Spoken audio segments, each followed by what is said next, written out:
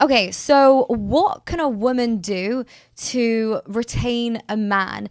And before you answer, sure, I also want to understand, what can a woman do to make herself available to him so he knows that she's interested, but then not coming across as like too crazy? Because obviously a man, from what I've learned from my brother, I've understood that a man wants to know that she's about him. Yeah. Like, I'm for you, you're the man, I want you, right? Yeah. That's apparently how it needs to go.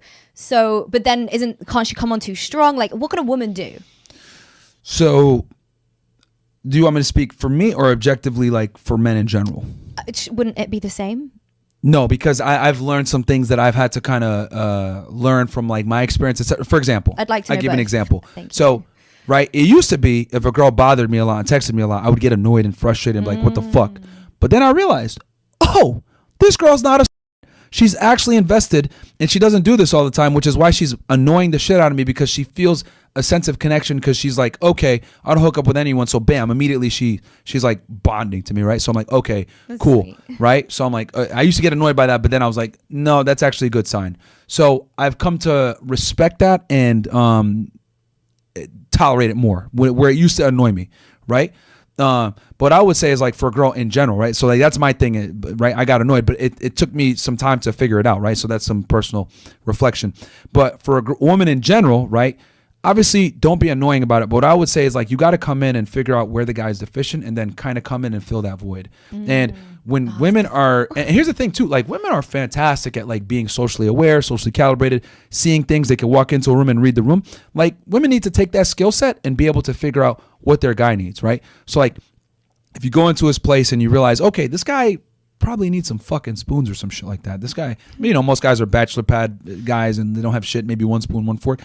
Bring in like a silver set or something like that, right? Bring some spoons and forks. You'll be like, wow, he's really going to appreciate that, because, dude, I can't tell you how many guys go through life and they've never received anything from a woman ever besides their mom.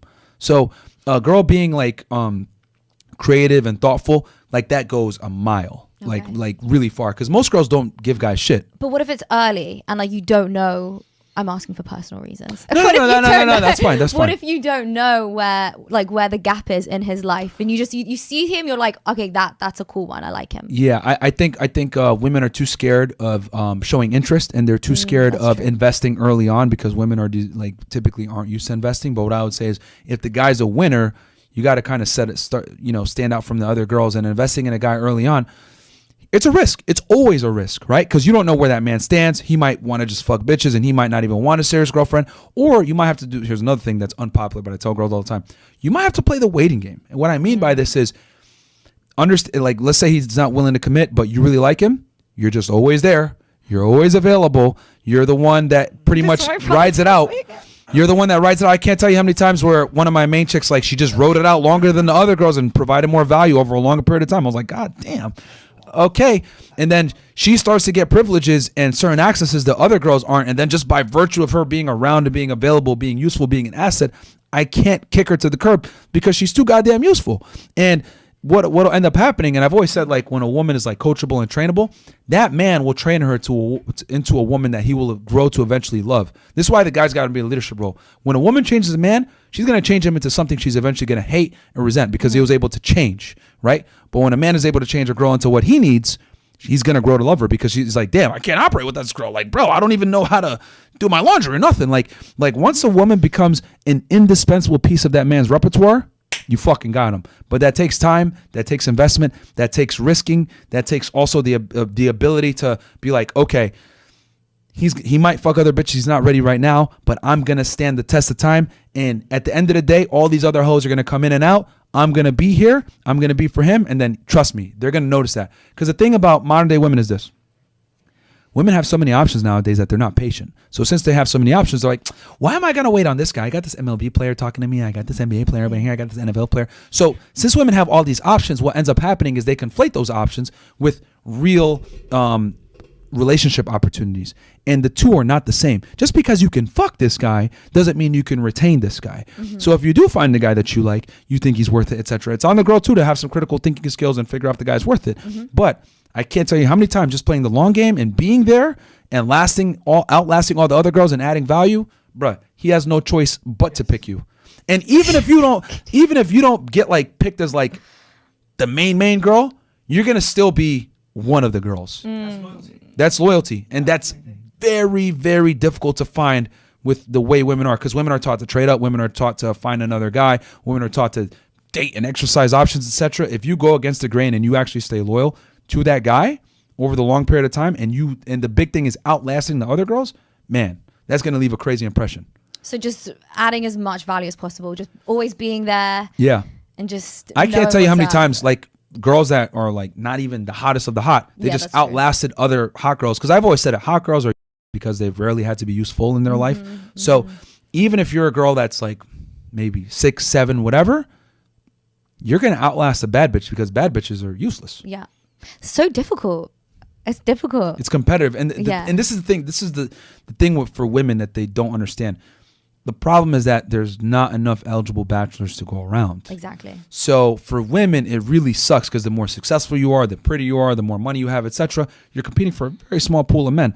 So the way you're going to win a lot of times is just outlasting the other girls. This is literally what my brother tells me. Like my brother will tell me like, no, you should speak to this guy. And I'm like, no, I shouldn't. And and he's like, no, Leia, you should. And I'm like, all right, I'll do it because you tell me to. Yeah. Higher status men a lot of the times aren't going to chase women. Yeah. That's another thing too that kind of women need to understand is that like once you get with a guy that has options, etc., you're going to have to do a good amount of the pursuing. Interesting. And it might be for a period of time, but you'll start to notice that you're like getting a more serious position. He's like, hey, I'm gonna go do this, you want to come with me, you want to travel with me? Or he starts inviting you into more personal things, introduces you to his friends or whatever it may be. These are all like good signs that you're like moving up the totem pole. This episode is sponsored by Rumble Premium. The sponsorship from Rumble, one that is incredibly important to the survival of all the companies. When Rumble first started in 2013, they built the platform for small creators, and they didn't censor or have biases. They were fair, treated all creators equally, and no one thought that these platforms would censor political conversations or censor opinions on the bear bug, but they did. Facebook admitted they fell into the pressure from the Biden and Harris administration, but Rumble did not. They held the line. And they were attacked from daily giving us the voice to talk to you. They are attacked from corporate media. They are attacked by the governments like France. They are attacked from brand advertisers who refuse to work with them.